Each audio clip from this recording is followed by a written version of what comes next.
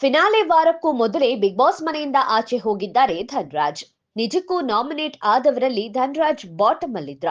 ಧನ್ರಾಜ್ ಕೊನೆಯ ಆಟದಲ್ಲಿ ಮಾಡಿದ ಒಂದು ತಪ್ಪು ಎಲಿಮಿನೇಷನ್ಗೆ ಸ್ಟ್ರಾಂಗ್ ರೀಸನ್ ಆಯ್ತಾ? ಟಾಸ್ಕ್ಗಳಿಲ್ಲದ ಕೊನೆಯ ವಾರ ಹೇಗಿರುತ್ತೆ? ಕುಚಿಕು ಗೆಳೆಯ ಇಲ್ಲದೆ ಒಂದು ವಾರ ಹೇಗೆ ಕಳೀತಾನೆ Hanumanthu? Yes, Bigg Boss season 11ರ ಕೊನೆಯ ಕಿಚ್ಚನ ವಾರದ ಪಂಚಾಯಿತಿ ಮುಗ್ದಿದೆ. ನಡೆಯಬೇಕಿದ್ದ ಡಬಲ್ ಎಲಿಮಿನೇಷನ್ ಕೂಡ ನಡೆದಿದೆ. ಮೊದಲು ಗೌತಮಿ ಮನೆಯಿಂದ ಆಚೆ ಹೋದ್ರೆ ಎರಡನೇ ಎಲಿಮಿನೇಷನ್ ಧನ್ರಾಜ್ ಆಗಿದ್ರು.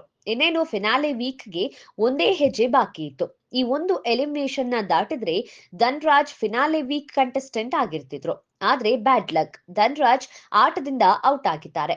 ನಿಜಕ್ಕೂ ಧನ್ರಾಜ್ ಬಾಟಮ್ ಅಲ್ಲಿದ್ರಾ ಅಂತ ನೋಡೋದಾದ್ರೆ ರಜತ್ ಹಾಗೂ ಭವ್ಯಾಗೆ ಕಂಪೇರ್ ಮಾಡಿದ್ರೆ ಧನ್ರಾಜ್ ಸ್ವಲ್ಪ ಲೋ ಇದ್ರು. ಆದ್ರೆ ಮಂಜು ಹಾಗೂ ಧನ್ರಾಜ್ ಮಧ್ಯ ಕಂಪೇರ್ ಮಾಡಿದ್ರೆ ಮಂಜು ಧನ್ರಾಜ್ಗಿಂತ ಲೋ ಇದ್ರು. ಯಾಕಂದ್ರೆ ಮೊದಲ ಕೆಲವು ವಾರ ಮಂಜು ಅಲ್ಲಿದ್ದಂತಹ ಜೋಶ್, ಆಕ್ಟಿವ್ನೆಸ್ ಇದೆಲ್ಲ ಕಳೆದ 4-5 ವಾರಗಳಲ್ಲಿ ಕಾಣಿಸಿರ್ಲಿಲ್ಲ. ಆದ್ರೆ ಧನ್ರಾಜ್ ತಮ್ಮ ಆಟ, ಎಂಟರ್ಟೈನ್ಮೆಂಟ್ ಎಲ್ಲದರಲ್ಲೂ ಇಂಪ್ರೂವ್ ಆಗಿದ್ರು. ಆದ್ರೆ ಕೊನೆಯ ಆಟದಲ್ಲಿ ಧನ್ರಾಜ್ ಮಾಡಿದ ಒಂದು ತಪ್ಪು ಅವರ ಎಲಿಮಿನೇಷನ್ಗೆ ಕಾರಣ ಆಗಿರ್ಬೋದು. ಕನ್ನಡಿ ನೋಡ್ಕೊಂಡು ಟಾಸ್ಕ್ ಗೆದ್ದಿದ್ದು ಗೊತ್ತಿದ್ದು ತಪ್ಪು ಮಾಡಿದ್ದು ಧನ್ರಾಜ್ ಆಟಕ್ಕೆ ಪೆಟ್ಟು ಕೊಟ್ಟಿರ್ಬೋದು.